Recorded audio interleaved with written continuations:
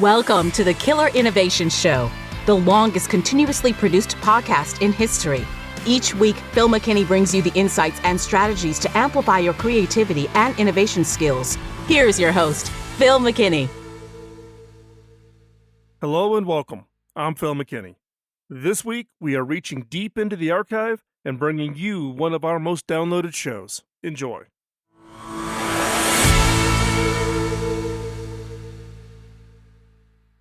Welcome to Killer Innovations. I'm your host, Phil McKinney. We are here in the studio. We've actually been here over the last couple of weeks now, which has kind of been unique. We're getting ready to head on the road. We'll actually be on the road for the next 4 weeks. I will be in Europe for 2 of those weeks, coming up here to take a little break, but also I'm hosting an event in London for about, 200 people or so. And then I'm back to the States, and then I'll be teaching an innovation bootcamp course in Silicon Valley, and then I'm off to the TED conference. So depending on when this show plays, those things may actually be in the future or they may be in the past. This is a show that we do what we call live to tape. We pre-record them given my travel schedules, and then they get slotted in to be broadcast on the radio show, and then to be reformatted into the podcast. So depending on when you hear this, if you happen to be in the area, if you're going to be at TED, or you're one of the listeners who is signed up to be in the Innovation Bootcamp course, look forward to seeing you there. And today's topic, I'm taking a step back and thinking about creative inspiration. What is it that inspires us to do what it is we do? If you're listening to this show, and I've built my entire career around creativity and innovation. And again, I always have to repeat this. One of the points that I constantly have to make and remind people of is that everyone is creative. Everyone. When we solve problems, we're using a uniquely human ability to look and solve complex issues. And we do this every day. Like making dinner and realizing that you're missing an ingredient for a recipe. What do? You don't throw it out or stop or cower in the corner. You go into the cabinet, you go into the refrigerator, and you look for a substitute ingredient and you try it out. You go and you take a risk. You put something into the recipe in hopes that it either makes it better or solves your problem. Or we have a plumbing problem and stand in the aisle at the home improvement store, and by looking at all the parts that are available at a Home Depot or a Lowe's, for instance, here in the US, and you put those parts together. That's creativity. We see a problem a client is having. If you're in the business world and, whether you're in sales, marketing, and engineering, product delivery, whatever, you see a client that's having a problem, and you combine your products maybe with other companies' products and solutions, and you solve that client's problem. That is creativity. And we use our creativity every day. Have you ever seen someone else who seems to come up with better solutions or problems than you do? For instance, being a better amateur photographer. I have a coworker from HP, innovator. He still works in sales at HP. He's a sales guy, lives up in Minneapolis. And what's surprising is, one, he's a great salesperson. Clients just absolutely love him. But he's also one of the most unbelievable photographers.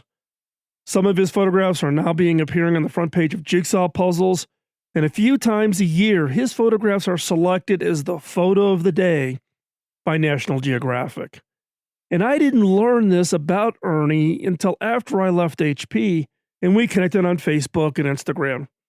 Then the light bulb went off on why he was always so creative in his job at HP. What people do outside their jobs creatively can be a spark for the creativity they bring to their jobs. Have you run into a cook who never looks at a recipe, but takes whatever it is in the kitchen and comes out with great meals? Or how about that guy at the home improvement store who everyone wants to talk to because he solves their problems with simple or elegant solutions? So why are they so much more creative than everyone else? One, they are inspired. Find something that piques your interest, a passion, something that drives them to go beyond to learn and experiment and continue their learning. In work, it's the corollary to the idea of your work doing something you're passionate about, you'll never work a day in your life. For instance, the guy in the home improvement store may have been my father-in-law. When he retired, he worked part-time at Home Depot in San Diego. When he was in the store, he would have a line of 10 people following him around, waiting their turn. Why? Because he is that good. He could help them solve any problem, electrical, plumbing, home improvement, laying floors, painting, it didn't matter.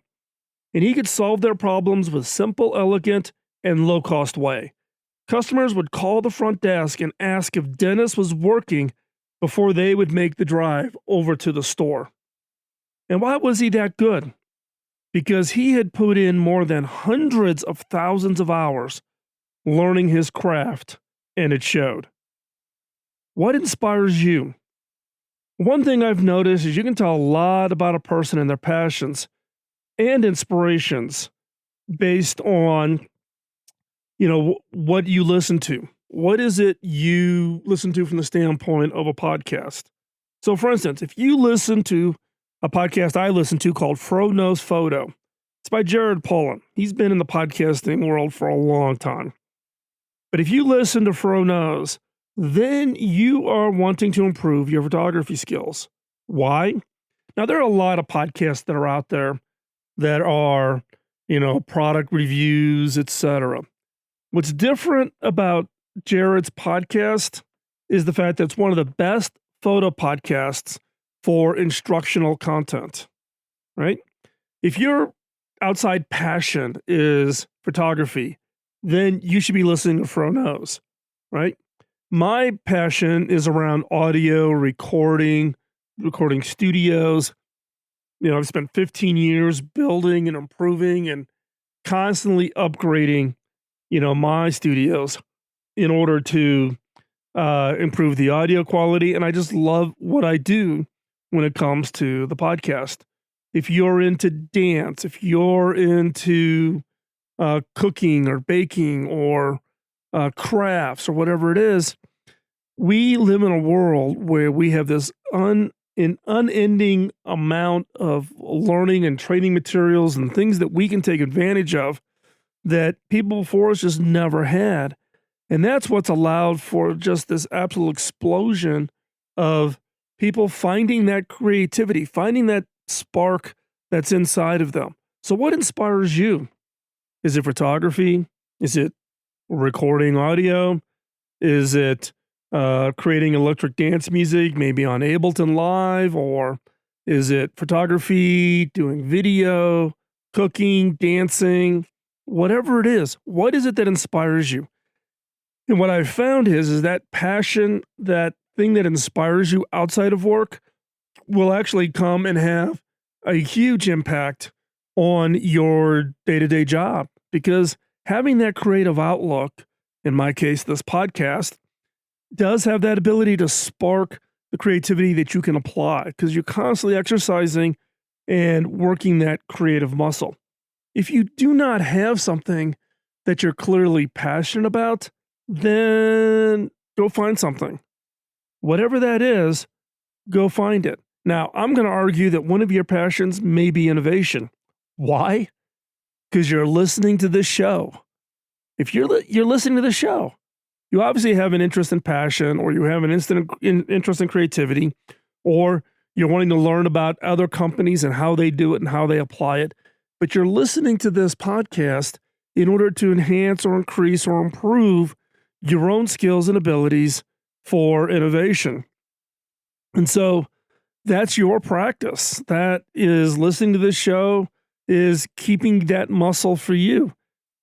I would be interested in seeing what your podcast list of other things you're passionate about. Are people passionate about just one thing? No. Do you do innovation and creativity because it's work related, or is it something that you apply outside of work to do and create jewelry, or, like I said, take photographs, whatever it might be? So The second thing, we talk about inspiration, but the second thing is practice. You have to practice it. You can listen to it, but you got to practice it. And one of the myths is that people are just skilled at it. No, it takes practice, and it takes a lot of practice. So what is practice? Do I mean by you need to practice to become proficient at creativity and innovation? Well, let's take a look at the definition for the word practice. Practice is defined as 1, to do repeated exercises for proficiency, and 2, practice to pursue a profession actively. Right? So it's not just that you just learn a skill and you stop. It's something you got to continually do. Repeated exercises for proficiency. There is this myth that creativity and innovation is not something you can practice, and that is a myth. You can practice it and you can become proficient in it. Now, I've talked about this before and have given you what I do on a daily, weekly, monthly, and quarterly basis to practice my creativity skills. I do exercises every morning. At the end of the week on Sundays, I go back and look at what I did for the 5 days. Then every quarter, I go back and look at what I did the previous quarter. I'm learning what inspires me, what sparked the best ideas, what was it that maybe certain music I played in the morning generated more ideas.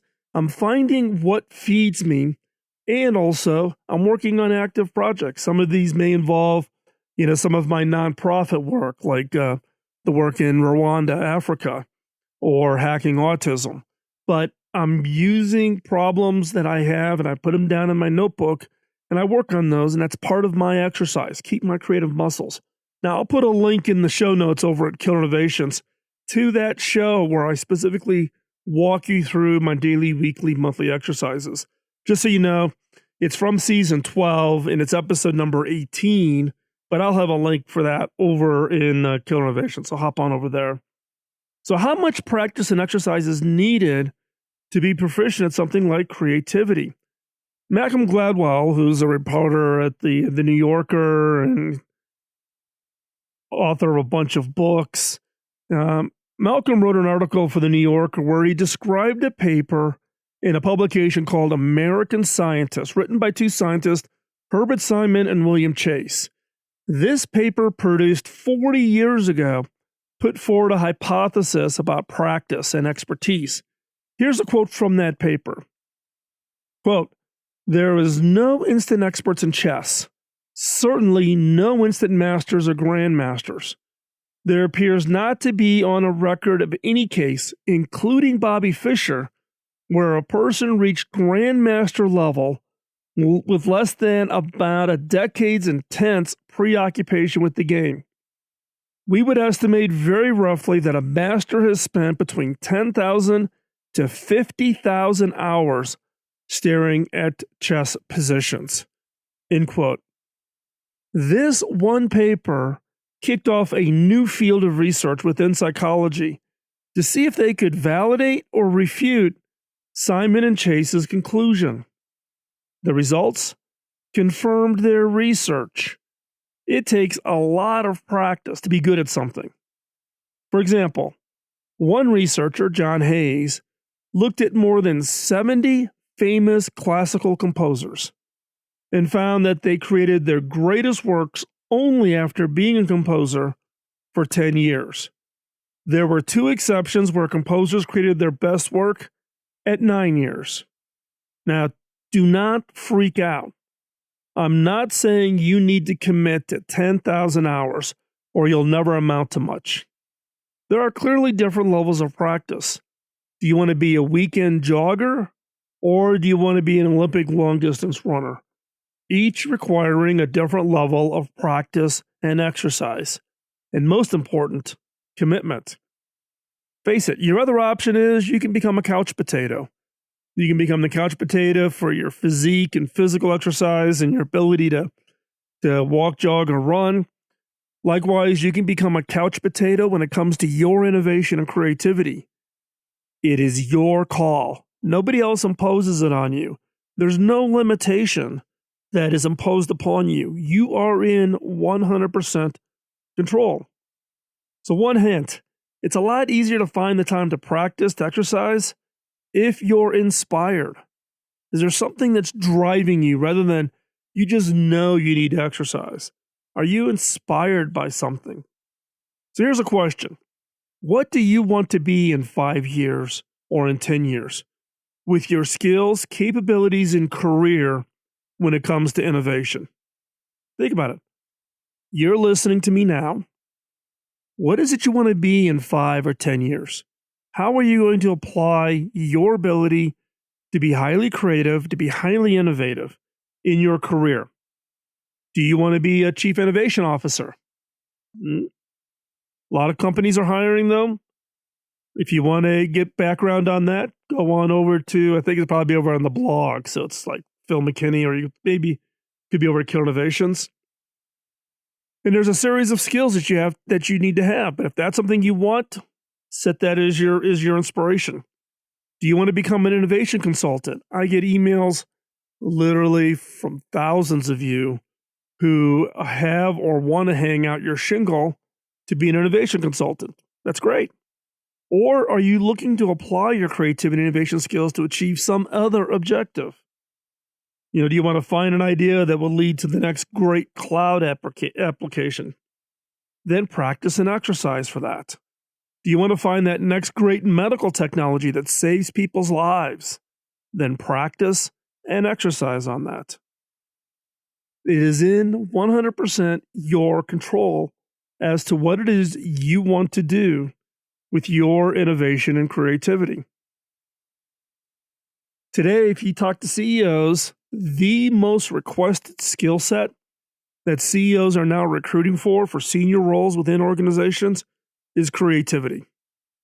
They are looking to hire people that have highly tuned creativity as a skill set for them, because they need that human ingenuity, that human creativity to be brought into their organization in order to have that impact.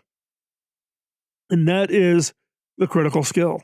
As we've talked about on this show many, many times about this emerging innovation economy, a company's value will get determined by the ability of that team to create and generate ideas. So the question for you is where do you want to be in that 5 to 10 years? What is it you want to do to apply your human ingenuity, your creativity, your innovation? There is nothing that holds you back. Set that goal. Do you want to be a chief innovation officer, an innovation consultant? Do you want to go create the next cloud app, the next mobile app? You want to go create medical devices to save people's lives? Whatever that is, then do that. But to do that, you need to practice that skill and you need to exercise that skill on a regular basis. You cannot be the couch potato. So to help us all get motivated, in this next segment, Kym McNicholas interviews Tania Katan, whose book talks about how our personal creative activities can impact our work. You will not want to miss this. To continue on the topic of creative inspiration and impact, Kym McNicholas, a regular host here at Killer Innovations, recently interviewed Tania Katan about her new book, Creative Trespassing: How to Put the Spark and Joy Back into Your Work and Life. The book looks at the impact of bringing our personal creative exercises into our work. Here is that interview. Thanks, Phil. Well, you might think that the best innovation comes from being nose to the grindstone, thinking about it, and thinking about that next billion-dollar idea. But that's not the case. I have with me Tania Katan. She is an author of Creative Trespassing: How to Put the Spark and Joy Back into Your Work and Life, and actually become a better innovator. Now, Tania, you went from the performing arts into technology with a BA in theater. You worked as a curator in theater, and then you became a brand evangelist for a software company, Axosoft, to now you're author of Creative Trespassing. Now, I'm just thinking here, you may have found success in inspiring those technologists and workaholics in tech to get out from under a rock and find that freedom, and believe that it could actually spark greater productivity, creativity, and happiness. And that's why you decided to go off and write the book, because you realized, wow, this works. Absolutely. Absolutely.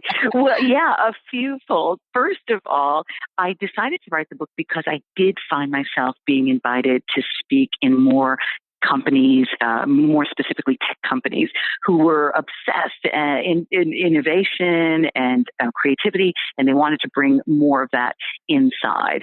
And I would give talks, and afterwards, people would approach me and in hushed tones say, I also have a degree in theater, or I paint on the weekends, or, I like to dance. And I realized, if you're looking for innovation, you need to bring your creativity and imagination from the outside inside to your job. There was a disconnect between people's creativity and what they did during the day, or, between who we are and what we do. And I thought, oh my gosh, we could solve the innovation problem if we actually brought all of our imagination and cool ideas that we leave for the weekend into our everyday lives. So that was sort of the impetus for writing Creative Trespassing.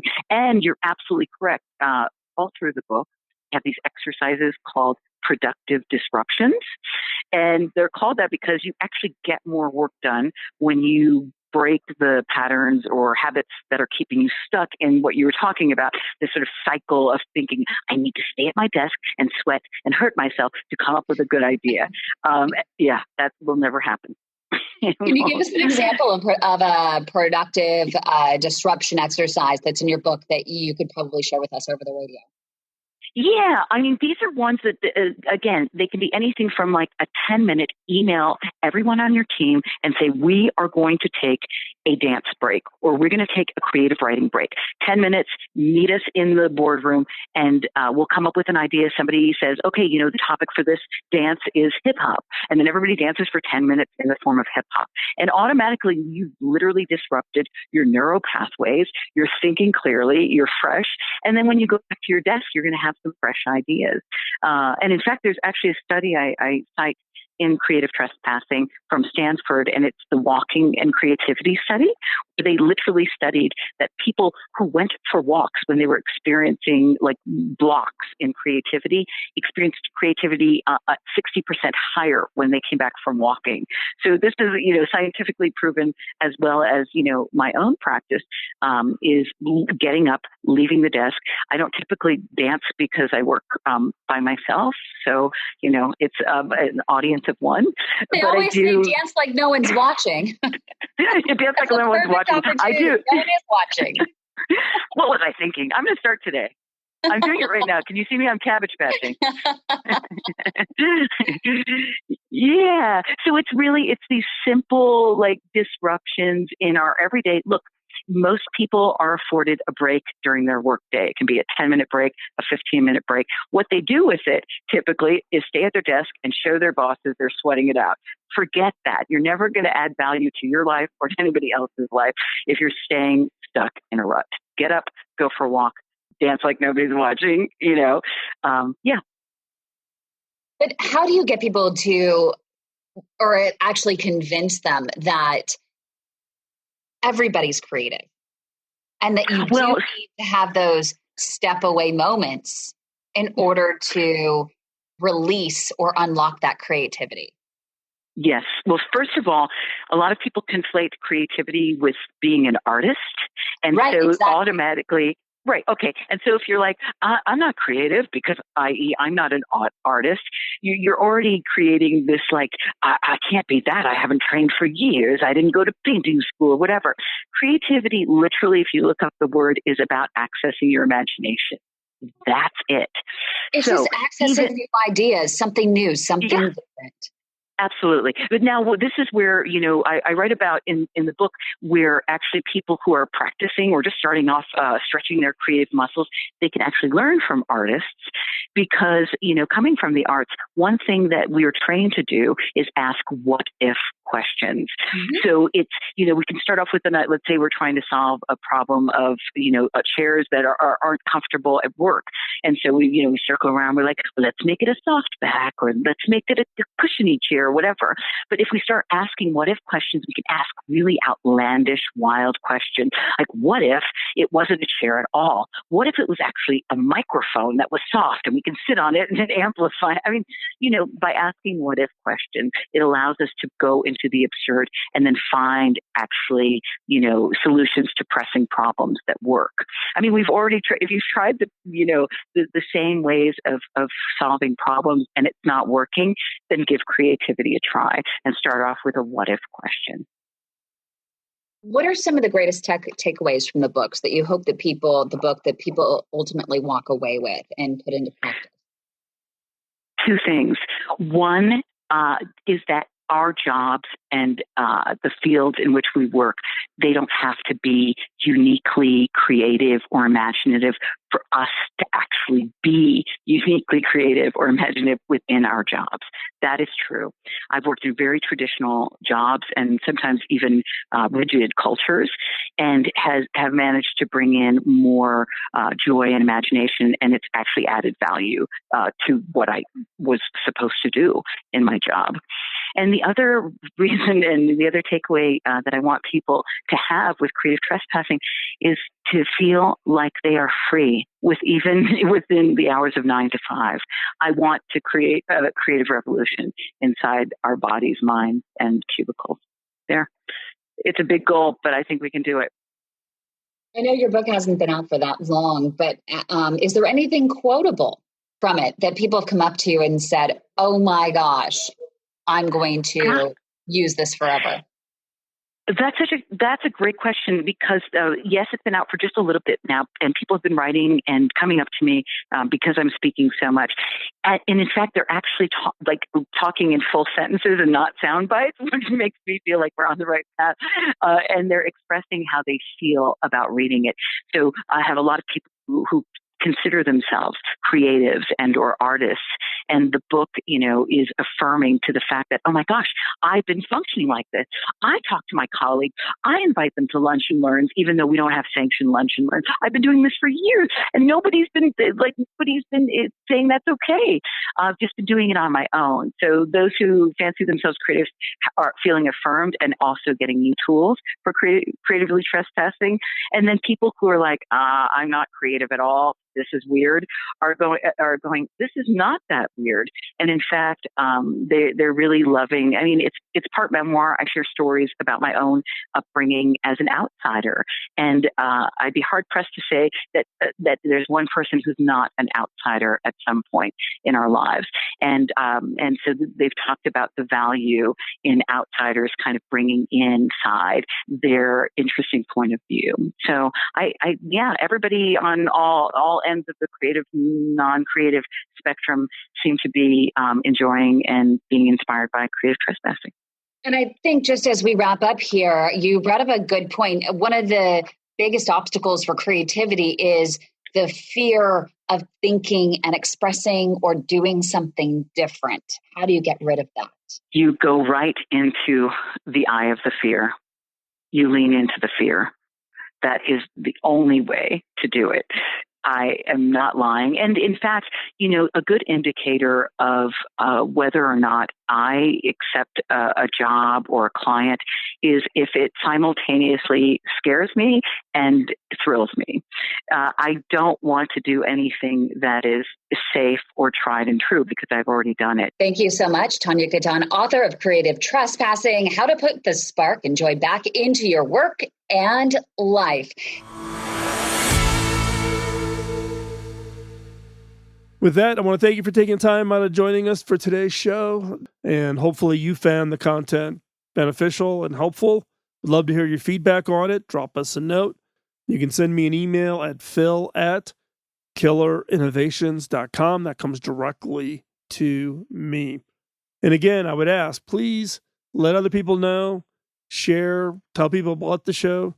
When we started this podcast back in 2005, we did it in response to Bob Davis, my mentor. When I asked him how I could pay him back, he laughed. He goes, There's no way you could pay it back. You have to pay it forward.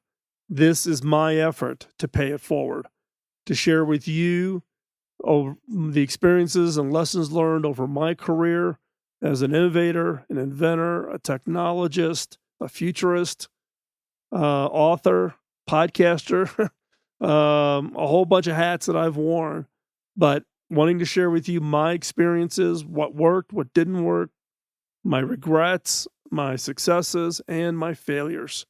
And hopefully it helps you as you go through your own careers to avoid some of the pitfalls I fell into and to have great success with all of your creativity and all of your innovation efforts. So thanks again for taking the time out of the busy schedule. Really appreciate it.